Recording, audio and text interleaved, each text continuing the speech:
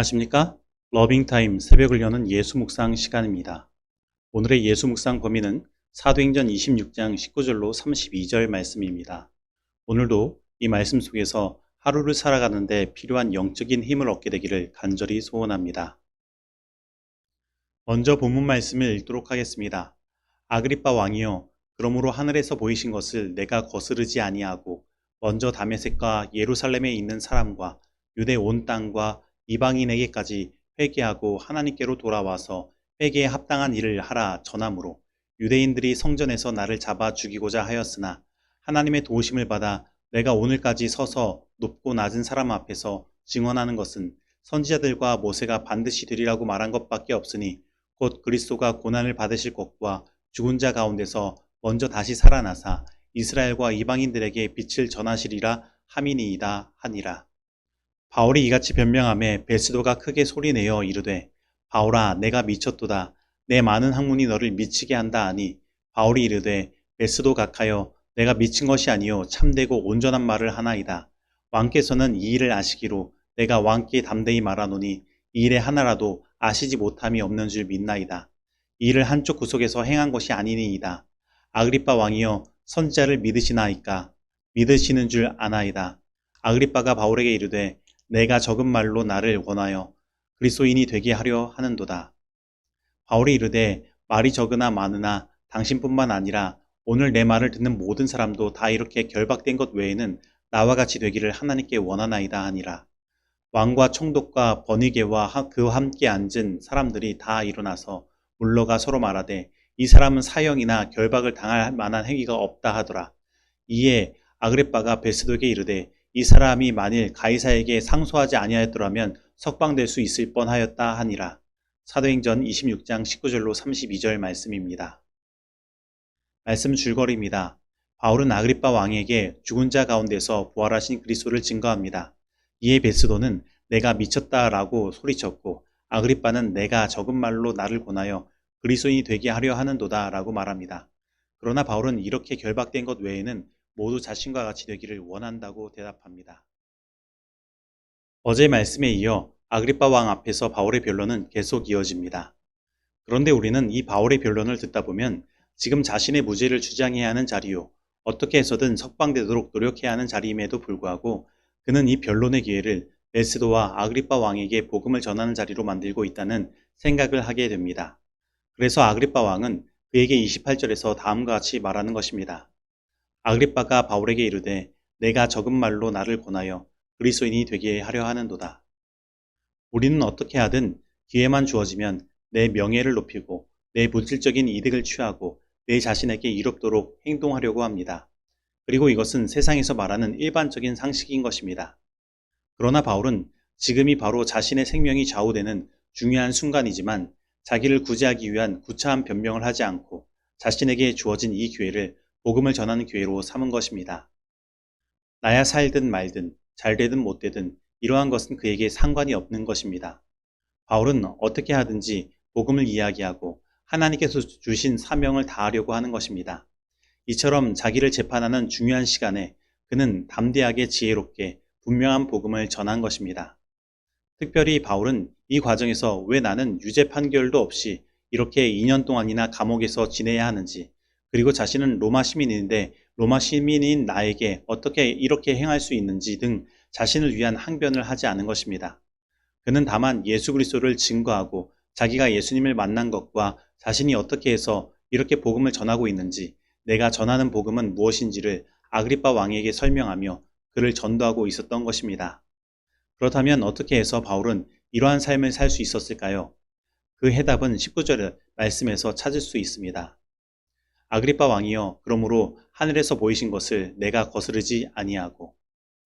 하늘에서 보이신 것을 내가 거스르지 않았다는 바울의 말은 참으로도 놀랍고 위대한 고백인 것입니다. 이것이 이치에 맞든지 안 맞든지, 그리고 내가 지금까지 어떻게 살아왔든지, 내가 지금까지 어떻게 배워왔든지 그에게 중요한 것이 아니었습니다. 그에게 중요한 것은 하늘에서 보이신 것, 하늘에서 내게 계시해 주신 그것이었고 자신은 그것에 순종하고 있다는 것입니다. 그는 어떤 세상을 뒤집는 놀라운 논리에 사로잡힌 것도 아니요, 어떤 감동스러운 시나 말에 감동된 것도 아니라 오직 하나님께서 보여주신 그것, 하나님께서 그에게 주신 말씀에 사로잡혀 주님께서 주신 그 사명을 따라 살아가는 것입니다. 다시 말하면 그의 시작은, 그리고 그의 삶의 모든 동기가 하나님께로부터 이르러 온 것이라는 것입니다. 이것은 정말로 우리에게 중요한 것을 이야기하고 있습니다. 오늘 우리의 시작과 동기가 하나님께로부터 이르러 오는 것은 오늘 우리들의 삶을 바꿔놓는 중요한 일인 것입니다. 이것은 오늘 내가 무엇을 위해 살아가냐를 말하는 것이며 내가 나아가는 목적지가 어디인지를 말해주는 것입니다. 많은 사람들은 이렇게 말합니다. 너의 삶을 살아라. 너의 길로 나아가라. 세상에서 너의 꿈을 펼쳐라. 너가 가장 잘하고 좋아하는 일을 해라. 그것이 너의 인생의 정답이다. 그런데 이러한 삶을 산 뒤에 인생의 끝, 곧 인생의 목적지에 다다랐을 때, 그리고 마지막 하늘의 심판이 임할 때에 나의 인생의 채점표는 어떻게 되겠습니까? 여러분, 하늘의 전쟁은 사단이 하나님의 길이 아니라 나의 길, 나의 삶을 살려고 하는 것부터 시작된 것입니다. 그의 목적과 동기가 하나님이 아니라 자기 자신으로부터 시작되었을 때 이 하늘에 죄가 시작되었고 이 땅에도 죄의 고통이 시작된 것입니다. 사람들은 저마다 자기의 길을 가려고 하며 싸우게 되었고 사람과 사람 사이에 아주 잔인한 일들이 벌어지게 된 것입니다. 그래서 오늘 우리들의 시작과 동기가 하나님께로부터 오지 않는다면 안 되는 것입니다. 그렇다면 오늘 우리들의 시작과 동기가 하나님께로부터 이르기 위한 방법은 무엇일까요? 그것은 바울이 다메섹 도상에서 예수님을 만났던 것처럼 오늘 우리도 예수님을 개인적으로 만나야 하는 것입니다. 바울은 예수님을 만나기 전 인생의 수많은 오답을 써 내려갔습니다. 그는 자신의 길로 나아간 것입니다. 그런데 예수님을 만나고 그의 인생은 다시 리셋되었고 다시 시작된 것입니다. 그의 동기는 이제 자기 자신이 아니라 예수님이었으며 예수님은 그의 인생의 전부가 된 것입니다. 그리고 그는 29절에서 이렇게 이야기하는 것입니다.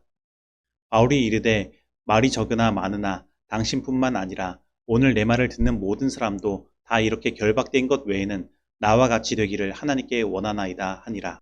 바울의 인생은 고된 인생이었고 죽을 고비를 수없이 넘기는 인생이었습니다. 그러나 그러한 고생과 죽음의 위협은 그에게 아무런 문제가 되지 않았습니다. 왜냐하면 그의 인생은 예수 그리스도로 인해 이미 가치가 있는 인생이 되었기 때문입니다. 그래서 바울은 자신이 이렇게 결박된 것 외에는 모든 사람들이 자신과 같이 가치 있는 인생, 의미 있는 인생을 살기를 원하는 것입니다.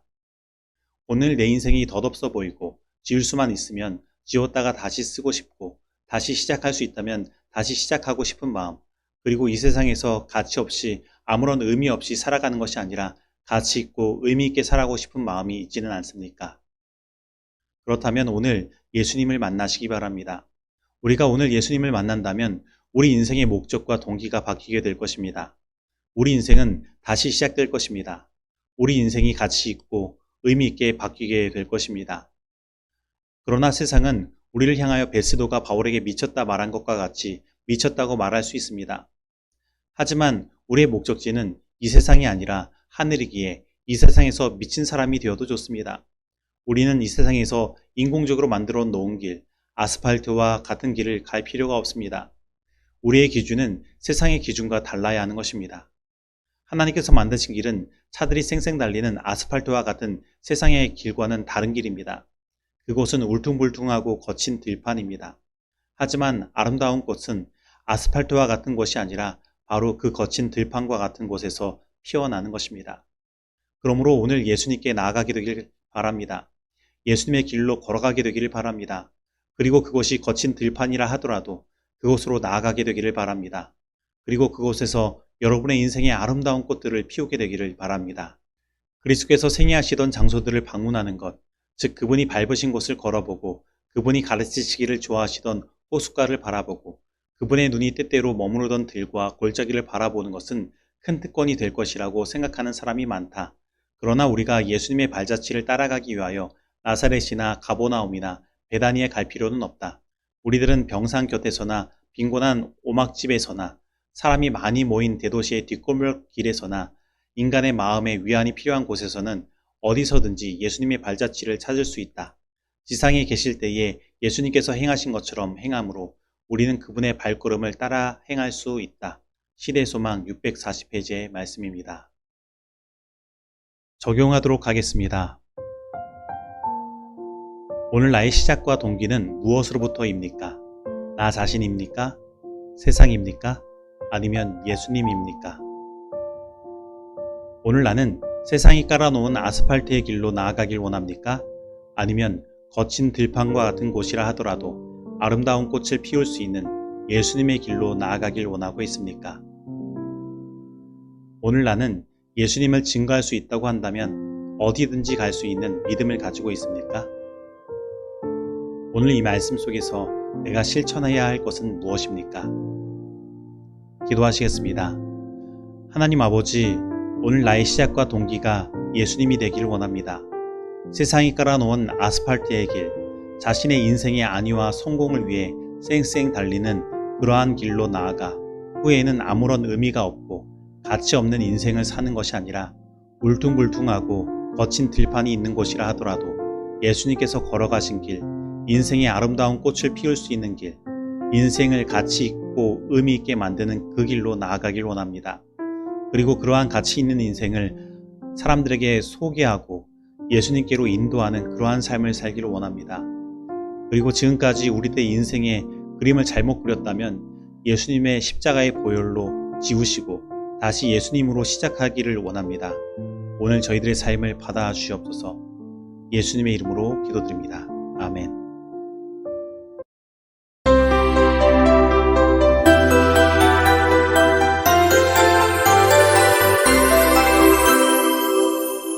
중보기도 시간입니다. 오늘은 김서희 집사님 가정을 위해 기도하도록 하겠습니다. 그리고 쌍문동 교회가 행하기 가장 적합한 의미 있고 가치 있는 일들이 무엇인지 알고 그 일들을 성도님들 모두가 하나 되어 행할 수 있도록 기도하도록 하겠습니다. 그리고 6월 6일부터 11일까지 미국 세인트 루이스에서 있을 60일의 대총회를 위해서 기도하도록 하겠습니다. 다 같이 기도하시겠습니다. 하나님 아버지, 오늘 우리들에게 이 귀중하고 소중한 하루의 시간을 다시 선물로 주시니 감사드립니다. 오늘은 김서희 집사님을 위해 기도드립니다. 하나님, 김서희 집사님이 심장 대동맥 박리증이라는 참으로 언제 문제가 생길지 모르는 질병을 가지고 계십니다. 어쩌면 지금까지 살아있는 것도 하나님의 역사가 아니면 불가능할지도 모릅니다. 하나님 아버지, 집사님의 심장과 대동맥 혈관들을 끝까지 지켜주시고 모든 건강을 책임져 주셔서 언제나 건강히 주님을 섬길 수 있도록 인도하여 주시옵소서. 그리고 특별히 하나님께서 불교에 심취해 계셨던 집사님을 저희 쌍문동 교회로 이끄신 목적이 있으시며 치유의 사역을 행할 수 있도록 하신 목적도 있는 줄 아오니 집사님께 주님께서 주신 사명을 다할 수 있도록 함께하여 주시고 저희 쌍문동 교회가 앞으로 세울 봉사의 계획들과 함께하여 주님을 온전히 섬기는 집사님 될 수 있도록 삶을 축복하여 주시옵소서. 그리고 집사님의 3명의 자녀들 모두가 집사님의 삶을 통해 드러난 하나님의 복음을 바라보고 집사님께서 주신 하늘의 축복을 함께 누릴 수 있기를 원합니다. 하나님 함께하여 주셔서 집사님의 모든 가정의 식구들이 한 신앙 안에서 함께 찬양하며 주님께 영광 돌릴 수 있도록 모든 길과 방법을 마련하시고 인도하여 주시옵소서. 그리고 3명의 모든 자녀들의 삶 가운데에도 하늘의 축복 허락하여 주옵소서. 그리고 저희 쌍문동교회가 이제는 정말로 가치 있고 의미 있는 일들을 행할 때가 다가왔습니다. 하나님 아버지, 저희 모두가 하나 되어 행할 수 있는 의미 있고 가치 있는 일들이 무엇인지 깨닫게 하시고 저희들 모두 하나 되어 그 일들을 행함으로 주님의 이 복음을 전할 수 있도록 하여 주옵소서. 그리고 이제 6월 6일부터 11일까지 미국 세인트루이스에서 60일의 대총회가 열립니다. 코로나로 인해 밀리고 밀려 지금까지 온 대총회입니다. 주님의 뜻이 이 대총회에서 온전히 펼쳐지고 이 대총회의 성공적인 개최와 진행으로 인해 모든 재림교회가 부흥의 길을 걸어갈 수 있도록 하여 주옵소서. 그리고 주님께서 세우실 모든 지도자들 함께 하여 주셔서 인간적인 생각이 아니라 오직 순종하는 마음으로 하나님의 길을 갈 수 있도록 하여 주옵소서. 그래서 이 교회가 어느 사람의 교회가 아니라 오직 하나님의 교회로서의 역할을 다할 수 있도록 하여 주옵소서. 이 모든 말씀 예수님의 이름으로 기도드립니다. 아멘.